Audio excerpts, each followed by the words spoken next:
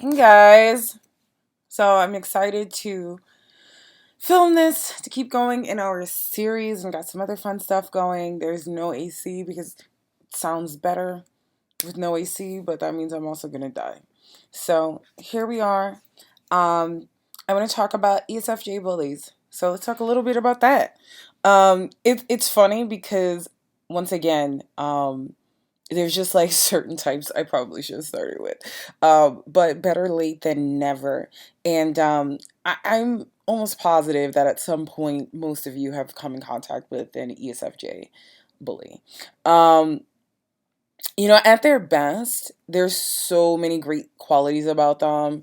There's someone they're very tuned into the zeitgeist, really hardworking, try to include everyone, make, a certain level of harmony in social situations, which I attribute to their extroverted feeling, very community oriented, and also makes a big point to be like just well read and well cultured and generous, right? But yeah, when they're destructive and when they bully, it's kind of is bad. Like if I'm just gonna be 100% honest. Um, so what exactly are we expecting from an ESFJ bully? Well, I think that it's one of those situations where we can look into their inferior functions.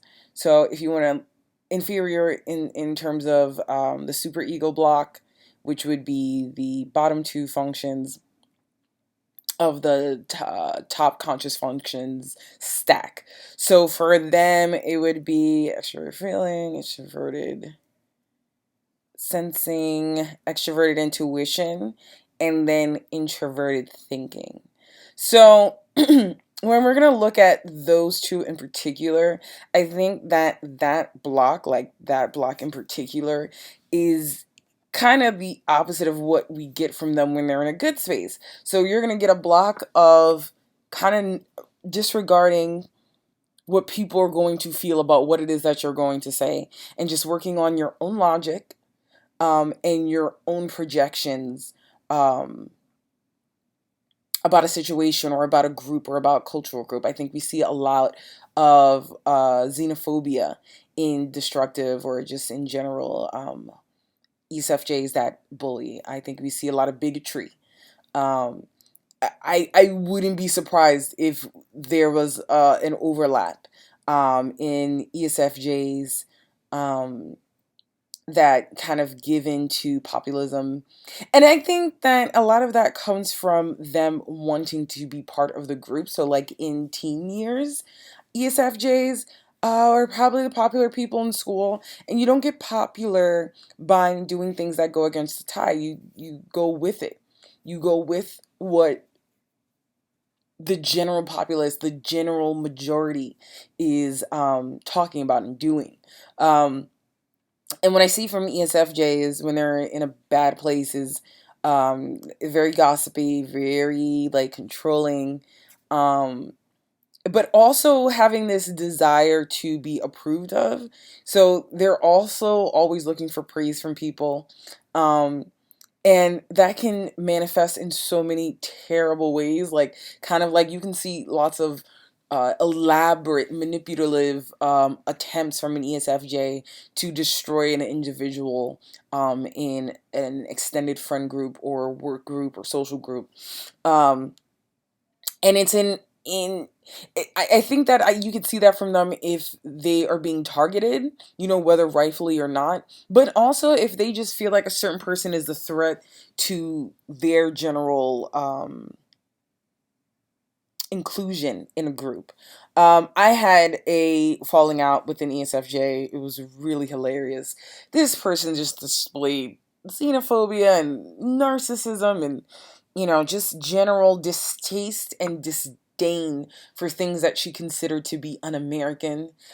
It was almost like, and I'm going to attribute this to introverted sensing too. It was almost like this person was stuck in like 1960. No, I'll give this person a little bit of a pass. 1973. They were stuck in 1973 middle class white bread America values and outlook and such. They were not up to date. And I think you could see when you look at that block, you look at the main ego block of extroverted feeling and then introverted sensing, and it's like, yeah, it kind of lends itself to that. It lends itself to what are people doing, what are people saying, how have things always been done. Oh, you're doing things not that way. Oh, you're doing things differently. Okay, well, that's not how we do it. That's not how we do it here. And so that's obviously going to cause some clash. And then you take the weaker logic of the introverted thinking, being the inferior function, and it's like they're pulling from a source that's not helpful. They're pulling from sources that may be based on shoddy logic, or even, on some level, they could probably get into a certain level of conspiracy or conspiracist theory.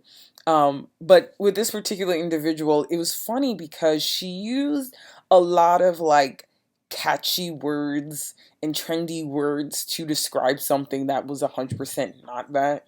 And it was all in an attempt to kind of like save face for her ego.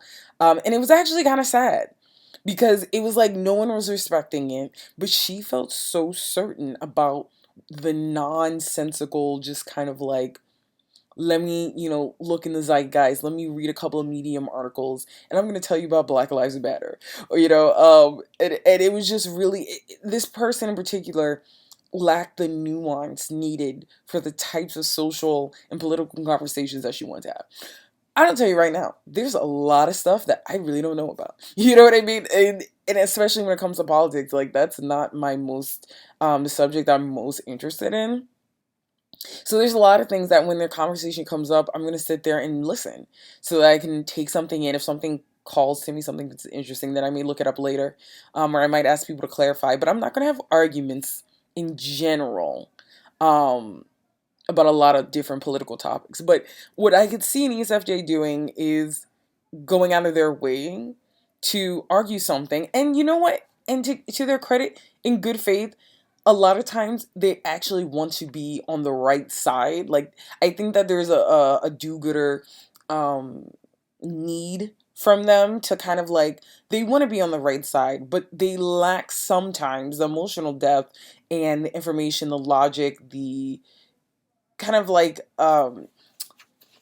they're not going to seek the external sources needed to validate their points. They're going to spew points that have already been reiterated by credible sources, but credible in a way that's like very mainstream, so very shallow. And I found it super easy to dismantle this particular girl's argument so simply. It was just like the foundation was so weak, and that's mostly what I was looking at. She wasn't even thinking about that, and I was just like, "What are you thinking right now?" This person also used to like just blurt out, um, uh, I mean, pretty racist things. But once again, there was an endearing side to her because I felt like a lot of it came from being naive. But it comes to a point where you've schooled someone or have explained to someone over and over again that, they're offending people and they're saying something racist, and it's like, that's not racist. That's just what people say. Like, I think that's something that an ESFJ would say, that, people just say this. It's like, well, let's talk about the history behind it.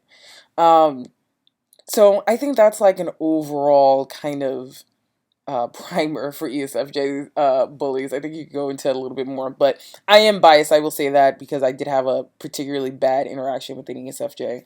Um, but yeah, like I said, on the positive side, I think that they work really hard to relate to people.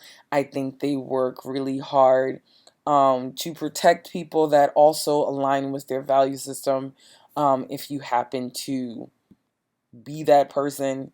And I also think that when they get called out for something, they actually think about whether they have done something wrong, which I can't say that every type does that. I can't say that every type will turn inwardly, even if it's just initially, to see, oh, maybe I did mess up. Like a lot of people will just start projecting and spewing things at you. So I think that's definitely the sign of a more mature ESFJ. Um, And I also want to say that just a couple of the most funny people I've encountered.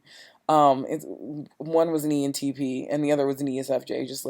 Just a natural wit and a natural charm. And at their best, they're charming. At their worst, ooh. All right, that's all I got for this one. See you in the next video.